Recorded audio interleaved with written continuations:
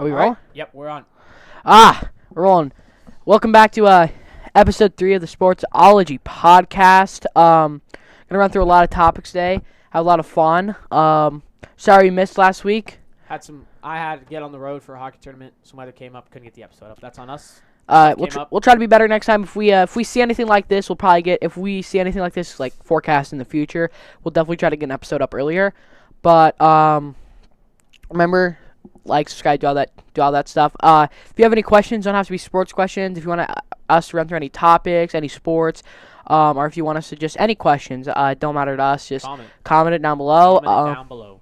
And then follow us at Husk_net or just Sportsology Podcast on Twitter, and just kick it to Stroman. All right, so today we got a small episode, but we're trying to make it a bigger episode, right? We have NFL season came to an end. NBA is starting to get into its second half of the season. NHL is getting there, but a lot of stuff's kind of slowing down for a little bit. So if stuff slows down, we'll have Husker episodes coming because I know some people want that. Let's start with the NFL. Let's go NFL awards, and then we'll go Super Bowl. Okay? Sure. NFL awards recap. Give me what you think on the NFL awards. Go ahead. Yeah. I predicted every single award exactly correct except for Uno, and that would have been the Comeback Player of the Year. I think we all got. Well, we both went Chris Jones on Defense Player of the Year, didn't we? No, I went Nick Bosa. I think I went Chris Jones because I thought I'd faith in my dog. I knew it wasn't gonna happen. But I think, if we're gonna say that Geno Smith was the Comeback Player of the Year, just make it Most Improved at that point. Yeah, have a Most Improved award, give that to Geno Smith. Have a Comeback Player of the Year award. Give that to either CMC, who I thought was going to win, or Saquon Barkley, who he thought was going to win. But I think it's unfair because this isn't going to affect your legacy. Comeback Player of the Year is not going to affect your legacy, but it's still an award. It's still recognition, right? I think that CMC came back from a serious injury. Saquon Barkley came back from multiple serious injuries. Mm-hmm. Geno Smith came back from what? Being a backup quarterback on for a team. A decade. For being a backup quarterback. That's not a comeback. That's a Most Improved. That's how Ryan Tannehill won it in the past. It's not a Comeback Player of the Year award anymore. It's more of just a Most Improved. Who won it last year? Last year, wasn't it I remember last year is just because Rodgers had MVP. I couldn't tell you. Maybe Cooper Kupp. No, Cooper Kupp had Offensive Player of the Year. Yeah. Aaron Donald had Defense Player of the Year. Whatever. So, that aspect of it is just make it Most Improved, man. Why is it not? Yeah, either do Most Improved and Comeback Player of the Year, or be consistent. Don't say that one year it's Most Improved, next year it's Comeback Player of the Year. I just think that needs to be fixed. I agree. And I feel like you could add another award for Most Improved. That could easily become another award. And honestly, I don't think many people would even notice because we're not there for that award. We're there for MVP. We're there for the three. We're there for the big three, or the big five. We'll say MVP, Defense Player of the Year, Offensive Player of the Year, Offensive Rookie of the Year, Defensive Rookie of the Year. Those are the big five. You can argue Walter Payton. That's a huge award because you're getting that patch on the jersey for the rest of your career, right? I think that's a big award, but it's not it's hard to predict, dude. If you ask somebody to name one award at the NFL honors, they're gonna say MVP, Offensive Rookie of the Year, Defense Rookie of the Year, Offensive Player of the Year, Defense Player of the Year. Those are the first five that you're gonna see before you see Comeback Player of the Year, Walter Payton Man of the Year, Moment of the Year, that kind of stuff. We also got Moment of the Year, right? We went Jetta's catch. But I like Mahomes MVP was earned. I think, like we said, Jalen Hurts doesn't go out those 2 weeks. That couldn't maybe gotten the other way, but I still think Mahomes put up a fight. So Mahomes getting MVP, Jay Jetta's getting Offensive Player of the Year makes total sense. I think Offensive Player of the Year is going to start straying away from being a quarterback award to a running back wide receiver. And honestly, it's tough because I think Travis Kelce could have had an argument this year if he didn't have so many great players. But because Travis Kelce just had one of the best years for a tight end ever. Travis Kelce put up so many records and was literally on pace, and then he had I'd say 5 games where he just didn't have. He also had a game where it was against the Raiders. He scored 4 touchdowns. At that point, that was more touchdowns than Iowa's offense. That's impressive. Let's go through some more. So let's before we go on with the NFL awards, because we'll probably come back to that topic. Let's talk about some coach hirings. So you had DeMeco Ryan went to the Texans. I like that hire because I think the problem is, though, that's a defensive-minded coach in a team that needs offense, defense, special teams, coaches, GM, owner. So, but I do think that defense will improve. But you also have a lot of young guys on that offense. You might get Bryce Young. You're hoping for Bryce Young to follow you so you don't have to trade up. You have John Mechke the third, monster. You have Jordan Brevin, the tight end. Pierce. He's a monster. Damian Pierce. That's like, you know what? That's like parking. And you got salary cap. Yeah. You've got what you need. They just got to build it. But I also want to, both Chiefs fans, I want to take a step in that direction. Eric Bieniemy leaving for the Commanders. I think that contract must have been big because you won 2 Super Bowls in Kansas City. Yeah, but I think I get you don't make all the play calls with Andy Reid, but like he go to the Commanders. Where's Ron Rivera? Ron Rivera's he went to offensive coordinator at the Commanders. Oh, he didn't even get a head coach he job. He left to be an offensive coordinator at a different. Wow, that's because here. You know what? It might be the thing though. He might have been looking at that job saying, "I'm going to be the head coach in 5 years." Or next year. You're not. Because I think Andy Reid right now is saying, I'm at the top of my game. I'm at the highest my football knowledge has ever been. Why not stick around and get Mahomes a couple more rings, I think, though, has Matt Nagy been promoted the offense coordinator yet? No, but he'll definitely – I think Matt Nagy will be in the conversation. I think we'll look – It'll be Matt Nagy because – he has to. He was the OC. He was the OC before he went to the Bears, correct. Reid loves him. He was the quarterback coach this year. What did Mahomes do this year? I think he'd be a great offense coordinator. Plus – our offense coordinator's job is kind of just Andy Reid. Right. But I think the big thing is what I personally thought was going to happen was Bieniemy was going to stay in about 4 or 5 years. Reid retires. Bieniemy becomes the head coach. And then Matt Nagy takes OC job. And that's still, when you think about it, that's still maybe a top 10 coaching staff in the league. You have Spagnuolo, I feel like Nagy, and Bieniemy. My opinion is Spagnuolo will retire before. No, but here's the thing. Spagnuolo is he does good with that defense. Yeah. Because that defense is young, and young players want to play aggressive. Veterans, they want to stay back, let the play develop. He is geared for an aggressive defense. Mm-hmm. But then you also have, now I think Eric Bieniemy, but like if the Commanders go out and struggle this next year, Ron Rivera's out the window. Eric Bieniemy's putting up a case to be Commanders' next head coach, which I think he's okay. But Ron Rivera just went what? Almost was a borderline playoff team for most years. Was in the playoffs. Like if the season ended that week, would it end the playoffs for most of the year? Getting fired this year. Exactly. And know what he did? Know who's his quarterback was? Carson Wentz and Taylor Heineke. I don't know. I do think that he took that job because he saw the negative stuff he was getting when Ron Rivera played Carson Wentz instead of Taylor Heineke, when the team clearly responded to Taylor Heineke better. But I think that I can just imagine being Eric Bieniemy and like looking to go from the fact of like your quarterback is Patrick Mahomes and now going to coach Taylor Heineke. Hey Taylor, I want you to come across and throw that sidearm no look across the middle to Terry McLaurin. Coach, I can't do that. What? Like I think obviously that won't happen, but like I could just like feel like that's just okay. Why would but you jump from a team like the Chiefs when he has the contract? He's got the win. He's getting Super Bowls. Like especially just to leave. Like if he left for a head coaching job. Totally understand. But another OC job? Are you kidding me? That's like DeMeco Ryans leaving the 49ers to go be the DC at like the Texans. Okay, yeah, but he was a head coach before. Like he was a head coach at Colorado for like a year. But my big thing is Eric Bieniemy. He's also got good weapons. He's walking in. Robinson as a running back, he's a monster. Curtis Samuel, he's a beast. Shahad Dotson, he's a monster. Scary Terry, he's a beast. So that team has weapons, but I honestly think that if the quarterback's Patrick Mahomes, that's a top seed in the NFC, But that's a separation between what Mahomes has and what Taylor Heineke is. Because you could argue that wide receiver core, it might be a little better for the Reds. I'm not saying it is, but Commander, sorry. They're picking. I remember like the first episode we talked about where the Bucs are picking and what they could take Anthony Richardson. I feel like they could get a solid first-round quarterback this year in the draft. Where are they at in the draft? Probably middle? They've got to be top 20 at least because they didn't make the playoffs. I'd say they're probably, 12 teams make the playoffs? No, 14. 14? Yeah. 14 teams make the playoffs. They didn't make it. Used to be 16 or 12. So they're below 4. So they'd probably be roughly. So they're in the 20s somewhere, 32 right. teams. 28. Yeah. I'd say they're probably 24. Let me take a gander. They're 24. Okay. So they're picking 24. So they're looking at, like, plenty of receivers or quarterbacks. No, they're probably no, that wouldn't make sense because 32 minus 14 is 18, so they're picking inside the top 18. They're probably around 15, unless they trade around their first round pick. 32 minus 12. Yeah. Wait. Okay.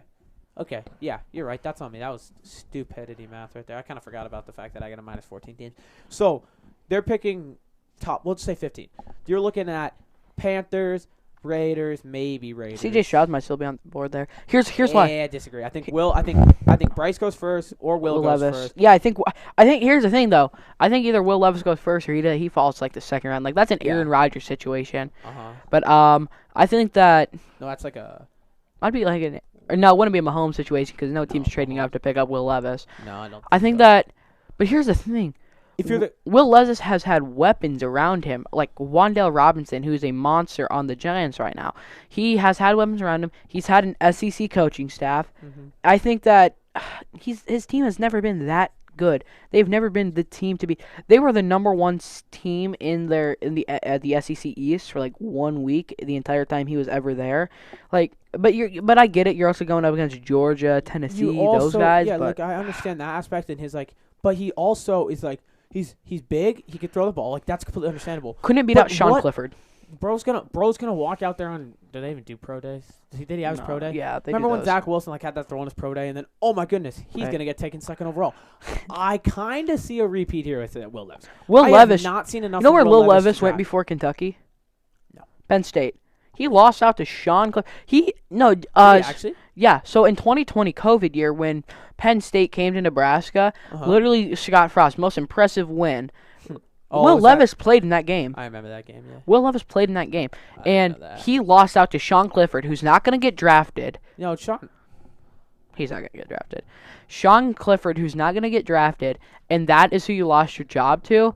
I think that Will Levis he has the most upside in the draft. He's a boomer bust player. Yep. But how many of those boomer bust players have we seen bust? More than we've seen boom. Let's look at boomer bust players. Mahomes boomer bust. Boom. Mitch Trubisky. Nah, I think he was a boomer bust. He was a polished bust. He was more polished than Mahomes. But I'd see Will use a bust. He ended up being Zach Wilson. Let's look at Zach Wilson. I want to look at Trey Lance. Trey Lance bust so far. Still got plenty of time left. Zach Wilson. I want to take a minute. We touched on the Sean Payton coaching hire. A lot of the coaching hires were kind of just like the O coordinator at Eagles got hired, D coordinator at Eagles got hired. Wait, where is the OC Gannon the guy who's the Cardinals guy now? No, the DC went to the Cardinals, I believe. The offensive coordinator went to the. What opened job door there? Because the Panthers hired Frank Reich. Oh, did he go to the Colts?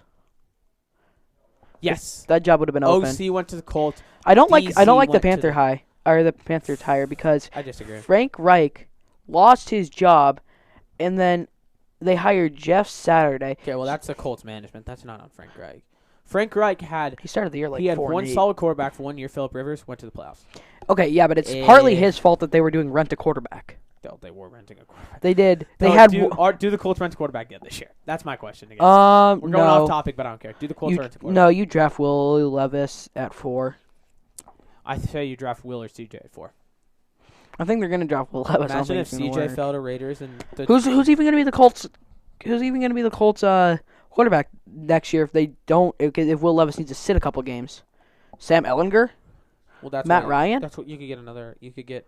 Are you gonna rent a quarterback again, or you can go get Derek Carr? You can go get another take of mine is what do the Chiefs do with Chad Hennessy? Anything's possible. Retiring. Do you in like a 6th round draft a quarterback? Not like just. Don't we have that Shane Buechele? He was hurt all season though, but still, I feel like you could go like here was the first thing that came into my mind. Stetson Bennett. 6th round, nobody's taking the guy. He's a proven winner. He's back up Mahomes. Mahomes goes out first week of the season, Mahomes hurts his elbow. Stetson Bennett could have been a 4th round pick but then he had the DUI and then Andy. I guess Andy doesn't like that stuff. That's why Kareem. I don't know, dude. Because we drafted Tyreek Hill, who left Oklahoma State because he was arrested on domestic violence. He signed Michael Vick after he got out of prison. He had Deshaun Watson on the Eagles after he had pro-Nazi things up on his Twitter. So I think, Watson did? Or no, not Deshaun Watson. I'm sorry, Deshaun Jackson. I was about to say Deshaun Watson. Deshaun Watson has other problems. Yeah, he's got problems on this side, not this side. Yeah. But I also saw, Kareem Hunt, when that case happened, he waited like a year to release him. He waited until it became public knowledge to release him. Chris Lamons got released, and now he's. I think Andy Reid's a big believer in second chances. Yeah, I think. But I think if you're on the team when it happens, you're gone. Yeah. But at the same time, Tyreek Hill was 2 years removed from that situation. Okay, and then let's look at. I know we can kind of flip topics here. Let's go all in Chiefs for a minute. Give me your prediction on the 3 running backs for the Chiefs next year. Oh, because one of them's in free agency. One of them. The other one's tradable. Okay, so actually, wait, McKinnon is a free agent. McKinnon, and I think did Edwards-Helaire sign? Okay, so no, so we drafted him the same year as Burrow, so 2019. Yes. So he's a 4th-year player. If you're a first-round pick, you automatically get signed for 4 years with a 5th-year option. So he is still under contract this year. So so we have him under contract. McKinnon, we would have to re-sign. Yep. Do we re-sign? What do we do? Dude, I feel bad for Clyde Edwards-Helaire, man. He balled out against the Cardinals. We had a 3-headed monster going. He was the running back one from 2019 until Pacheco showed up. Yeah. And I still don't. I don't know if Pacheco's a running back one this year. I think it was McKinnon. Disagree. What? I mean, I guess. Pacheco started especially in the Super Bowl, is definitely McKinnon. Pacheco is not our red zone running back. Hell no. Like, he would barely get the ball in the red zone. Like, he would be lucky to get the ball. Like, we would have to be like on the 2-yard line to give it to Pacheco. So Otherwise, it's like screen pass to McKinnon. What I think we should do is sign Pacheco, or keep Pacheco. We're obviously gonna keep Pacheco. Sign McKinnon, trade away Clyde, and then just have Ronald Jones be our 3rd stringer. My take: keep Pacheco, sign McKinnon, trade away Clyde, draft. This kid's gonna say like Bijan Robinson or something. No, Bijan Robinson will go to the Bills in the 1st round. Draft Kansas State running back Deuce Vaughn. I'm like, I know his last name's Vaughn. Way too short. 2nd round. Disagree. He's a monster. He is, but he's like, I don't know, dude. How about this? I have a question for you. 1st round, pick 32, or pick 31 because the Dolphins got theirs suspended. Trey Palmer, University of Nebraska, is going to Kansas City. I think he's going to go to the Patriots just because. Here's why I say that. I think he'll go like 3rd or 4th round. Though. 1, Patriots need a running back. Or wide receiver, sorry. 2, you know what Bill Belichick's favorite thing in the world is? Like a receiver. The Senior Bowl. And who balled out at the Senior Bowl? Who balled out at the Senior Bowl? Trey Palmer. Who balled out at Senior Bowl practices? Yeah. Trey Palmer. He did. Who didn't ball out at Senior Bowl practices? Riley Moss. Look, I saw my whole Twitter feed was just Riley Moss. Moss getting burnt by Trey Palmer. Got burnt by Trey Palmer. Got destroyed by Chase Brown. Got cooked again by Trey Palmer. Yeah. And I saw him get cooked by another receiver from like SMU or something. Right. I think and then on the other, I have a question for you. We're gonna get away from the draft for a little bit. Mm-hmm. How do you feel about the XFL? I didn't watch a game. I'm gonna be honest, but I saw clips and stuff. I feel like I saw they had a Thursday night football game last night. Yeah, it was a good game. Ben DiNucci. No, I think that they have potential. I think it could be a good league. Especially, I like how they're starting it after the NFL season. So I'm probably gonna start watching because it's football that I can watch after the NFL. And then we get the USFL. Yeah, and right? then the NFL CFL starts in a little bit. Who watches the CFL, dude? I live with the Canadian. No, he always tells me how good the Winnipeg Bombers are. No, but so what I like what they're doing. So I like how the NFL is kind of using the XFL as their playground. So I like the kickoff where you line up 5 yards away from your opponent and no one can move until the returner catches the ball. That's gonna way limit your injuries. And if you get past that first line, it's a touchdown, right? So you're also gonna up your entertainment value. I like the 4th and 15 rule. I like because if you get the 4th and 15, it's basically an onside kick. Limits injuries. I also like the 3-point Like the 3-point attempt. I really like that because you know what makes that game? An 18-point lead is a two-score game. That is fun. But that's where I come in and I disagree. I don't like the 1-point, 2-point. I think a field goal, a PAT for 1, or you go for 2, that's gotta stay. I think that's history of football. Right, but the XFL, but you're looking at it from a football. You're not looking at it from a business perspective. And I'm trying to look at it from a business perspective. You can't be the NFL Part 2. You have to be the XFL. So them introducing rules like that, like the old XFL was crazy. They didn't do coin tosses. They threw the ball on the ground. You had to wrestle for it. So. That's XFL's always trying to set us apart. That is what I think is so fun about leagues that aren't the NFL, like the USFL, which is it's the 3rd time it's came back. The XFL is the 3rd time it's came back, and it's gonna be another thing. It's gonna last for 2 years. They're not gonna play for another 15, and they're gonna come back for 3 years. But because I don't think those leagues will ever be as good as the NFL profitable. Not even as good profitable because they're not going to get as many viewers. But USF. Okay, so Donald Trump owned the New Jersey Generals. I want to say back in like the 80s, and he sued the NFL for monopoly, and the judge awarded him $1. So I think that it's going to be really tough to start a league because it's not like the NFL is buying them out. They're just saying our product is better. Our product earns more money. So but I also like the scoreboards with like the over under and everything on it. That's fun. College quarterback. Like, hey, I'm a college quarterback. Let's see. Okay, do I want to go try for the USFL, the XFL? NFL. Like, that's just always been the name. I think it always stays at the top. I don't think that changes. Right, but like Adrian Martinez getting drafted like 15th overall. Did you see that? I was going to mention that next. And who was the first overall pick? That it was another quarterback, wasn't it? It was. I don't know, but second round, pick 15, Adrian Martinez, USFL. Drafted by New Jersey something. New Jersey Generals. Yeah. Head coached by Micus Riley. Actually? Yeah. Mike Riley's the head coach. Yeah, they won the championship last year. With Mike Riley? Yeah, I know. He can coach? He did coach for 2016. That year that we beat Oregon and like yeah. But we were not that good that year. We were overrated. I'll be honest. I'm a Skurs guy. I don't know. I loved watching that year. We had one ranked win all season. Yeah, we kept getting higher in the rankings. Yeah, we got 8th. Every time I look, we just jump. We got 8th. I was like, we're in the top 10, and then we lost. Well, that we should have won that. I will take that to the grave. That was a holding call on Jordan Westcamp. First down, our first and goal at the 1 yard line. Tommy Armstrong, 4 straight quarterback sneaks, kicked the extra point because in overtime they missed that extra point, so we would just need a touchdown and an extra point. So yeah, okay, now the coaches hires, we kind of put our opinions like the OCDC. Right. We took our opinion on the Eric Bieniemy. Let's jump the gun across to the end of a season, final football game of the year. Kansas City Chiefs, Super Bowl champions, defeating the Philadelphia Eagles. I think you owe me some money, dude. I think I said 38-34.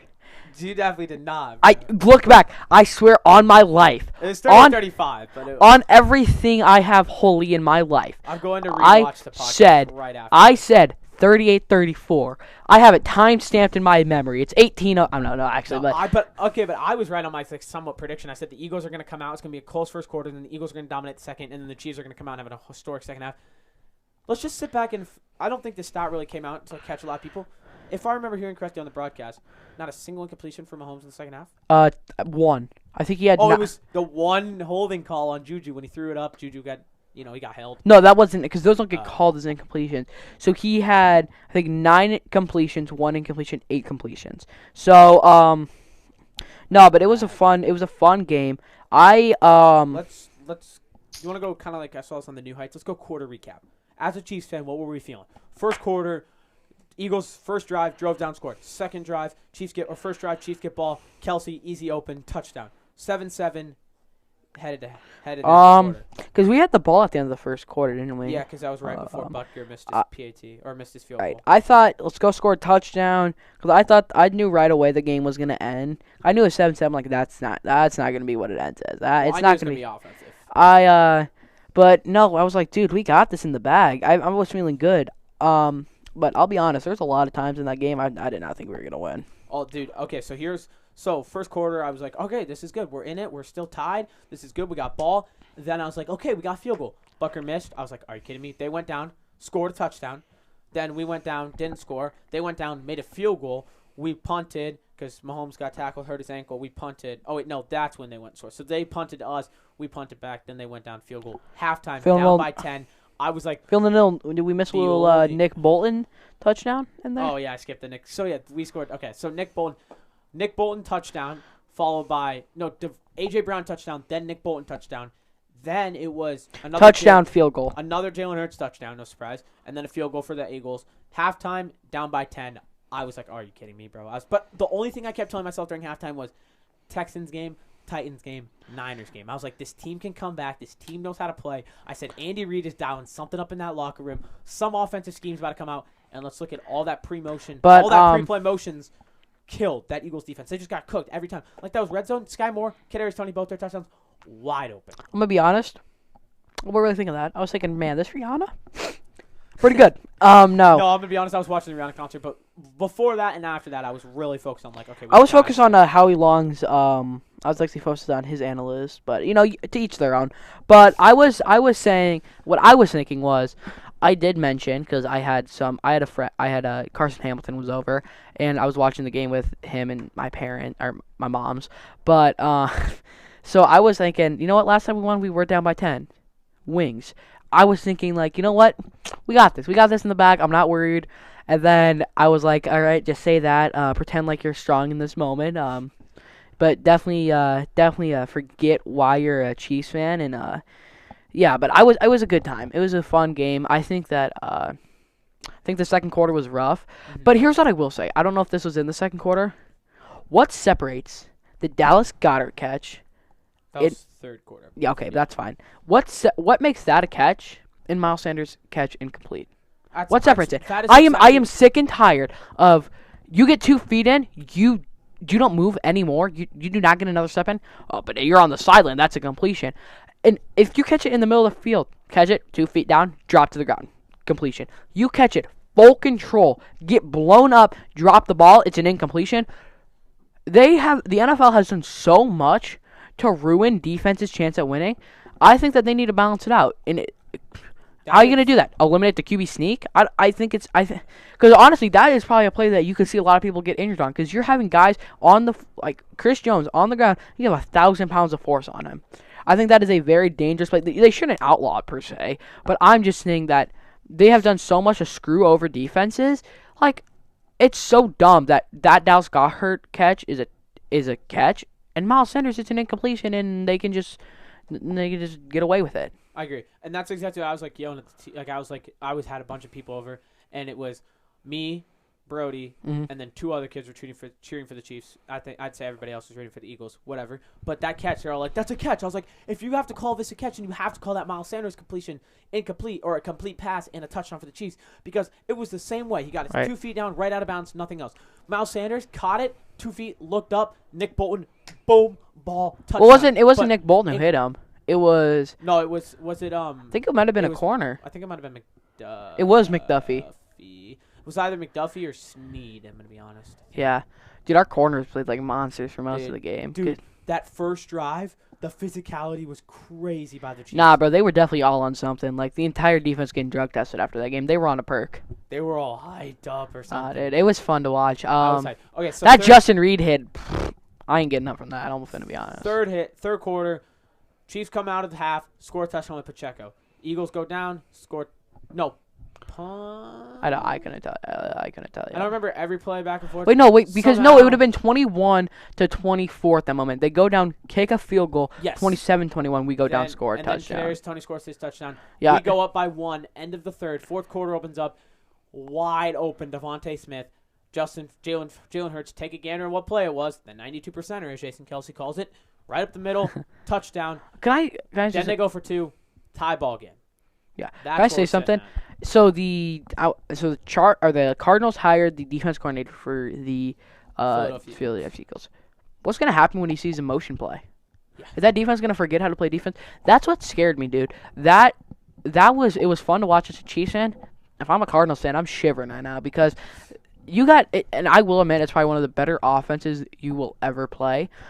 But when you look at that, those plays, what happens is, okay, so I saw a film breakdown of it. When they motion inside, the corner who plays man, because they were playing man in the red zone. Red zone, he doesn't continue his man obligation.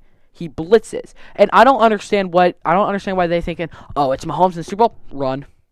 It's Mahomes in the Super Bowl, they're definitely gonna run. No, dude, we're passing. We're airing that bit out. The red zone. Okay, let's take a look. Our receivers in McKinnon, because he's not really running back in the red zone, have had probably 7 times as many or more. Pacheco, I think had 4 touchdowns on the year, and one against the Rams was in the red zone. He had 1 against the Eagles, which is in the red zone. He had Eagles. I mean, yeah, Super Bowl. Oh, so you're counting Super Bowl? And he had 1 against, and then he had 2 other ones on the season because I remember seeing like his dance videos. But he had 4 total touchdowns, I'd say, on the year in the red zone. Everything else was passing in the red zone. Why in the world do you think, unless we run him like a motion sweep, but like that corner would jump in, and then here comes Tony kicking on the out route and like. You know why I don't think he thought? You know why I don't think he thought it was going to be that? Because if you think it's going to be a little pass there, you don't. When you sell out, you should see him like stumbling back. He didn't. That was their scheme. Their scheme was if you see a motion, bail out. don't worry about it. Where the safeties got clearly they didn't. Yeah. But I definitely think can I be honest? I thought the changing moment was gonna be that Kadarius Toney punt return, longest because there hasn't been a single punt return touchdown in NFL history. The longest I saw TikTok that day was like Broncos game. Yeah. I believe. Oh wait, no. Oh no, that was a TSN post. Yeah, never mind. No, but I thought that as soon as I saw the video, I was like, Kadarius Toney's changing that record. I love KT, baby. KT's my boy. But it was a fun Super Bowl. I think. You want to talk about the field conditions? I think that if you're gonna sit here and say that 38% of the pass rushes that they slipped and 16 for the Chiefs. I don't think anybody's gonna say that. Nobody knows that statistic. I do. No, but what it was is like. But are we gonna sit here and pretend that they're playing on different surfaces? I think it was. Because on that play where Mahomes what was it? He stumbled and then like sidearmed one to Kelsey and he like picked it up off the ground basically. He slipped and fell on his face.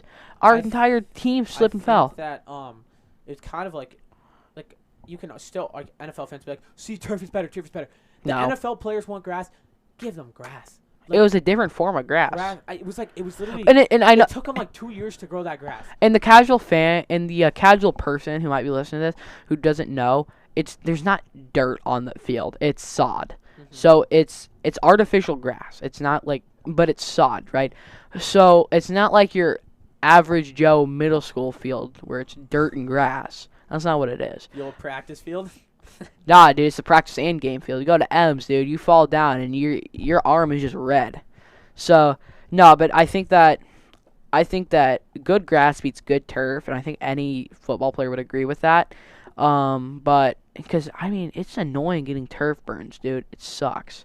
And I don't even think it's a turf burn. No, I know, but it's NFL players just said that. And the slit film. Like, I'm not an NFL player, so I'm not gonna come out here and say I want grass. Yeah, not knowledgeable whatsoever. I don't really care, but the NFL players want grass. Just give the guys, but don't grow the grass for 2 years and then put it on there for the Super Bowl because it could only get a certain amount. And of sunlight also, it could literally only get a certain amount of sunlight each day. It would roll off into the garage area and then would come back out for enough sunlight, and then it's rolling back. Right. That's the kind of stuff that's not. And did you see what OBJ said?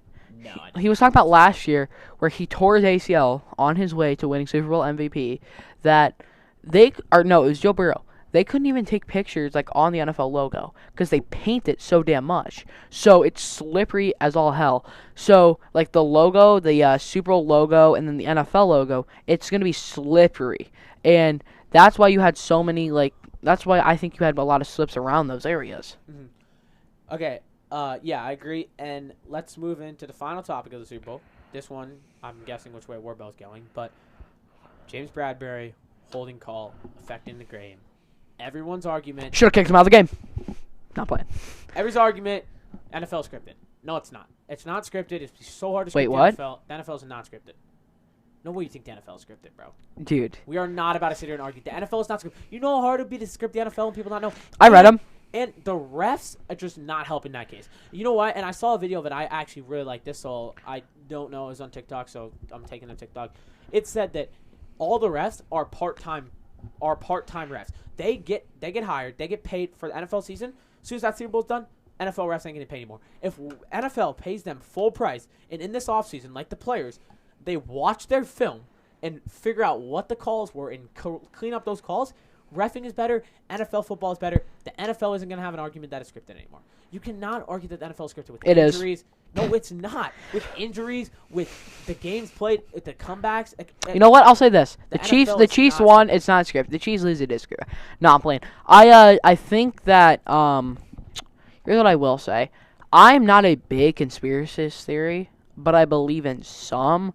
I'm not gonna go as far as say every single one. I think that's stupid. But for the sheer fact that I do think that sports can be scripted. I'll give you an example. The NFL or the NBA, the MLB, NHL, it's not ultimately a sport. It is a brand. It's entertainment. The NFL actually, when it files its taxes, says it's an entertainment brand. I mean, it might be it is a tax loophole, so they don't have to pay as much. That's besides the point. You want to go back to? You want to go? Sorry. You want to go? You want to go back to 2000 and I think it was 2000. Lakers Kings. You go back and watch that. 10 fouls. in the fourth quarter against Shaq because the NBA, the ref who said that he had money for the Lakers. He got put in prison for a little bit, but he said that the NBA was paying him more because they wanted the highest ratings possible. The highest rating possible, you get Lakers 76ers. You don't get 76ers Kings. So they wanted the highest ratings possible. I will say, like, in the 2012 Super Bowl, it was Baltimore Ravens versus the 49ers. Blackout. I think the NFL made the blackout happen. Oh my gosh, bro. We're No. not arguing this right now. Hear me out. No, Hear okay, me stop. out. Let me listen to me.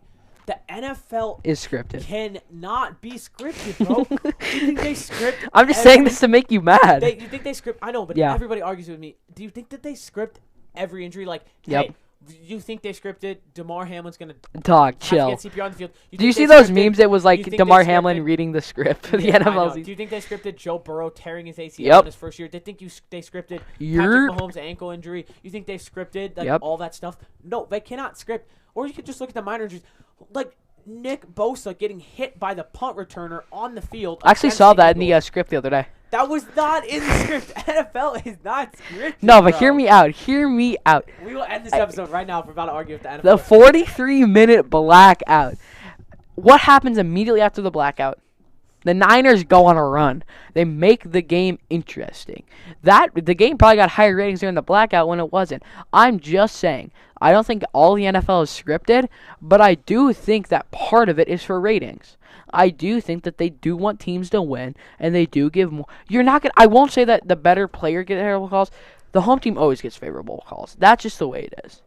But you also look at the aspect of it. Is all I'm saying. The NFL is scripted. Sorry. It's not scripted. The refs are just not helping the case. But let's move on to our next topic. How much money do you think the NFL scriptwriters are getting paid? Oh my God, I hate you so much.